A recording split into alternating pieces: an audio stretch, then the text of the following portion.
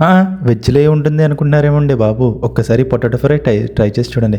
ముందుగా మనకి బాయిల్ చేసిన ఆలూని మంచిగా ఇలా ఒలిచేసుకున్న తర్వాత అలా వీటిని ఈ సైజులో మనం మంచిగా కట్ చేసుకోవాలి.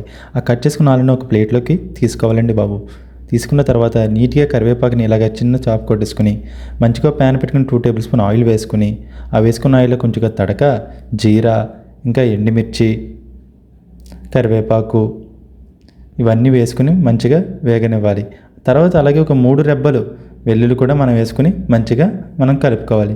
తర్వాత ఒక హాఫ్ టీ స్పూన్ పసుపు వేసుకొని దాన్ని కూడా బాగా కలుపుకుంటే పచ్చివాసన పోతుంది. ఆ తర్వాత మనం కట్ చేసి పెట్టుకున్న ఆలు వేసుకొని పైన జీరా పౌడరు, ఇంకొంచెం సరిపడినంత చిల్లీ పౌడరు, అలాగే సాల్ట్ ఈ 3 కూడా మనం వేసుకొని బాగా కలుపుకోవాలండి. కలుపుకున్న తర్వాత చూసారుగా ఇలా మంచిగా గుమగుమలాడుతూ వస్తున్నట్టు కనబడుతుంది. అప్పుడు మంచిగా లిడ్ క్లోజ్ చేసుకుంటే ఆ పచ్చివాసన అంతా పోయి ఇలా టేస్టీగా రెడీ అవుతుంది.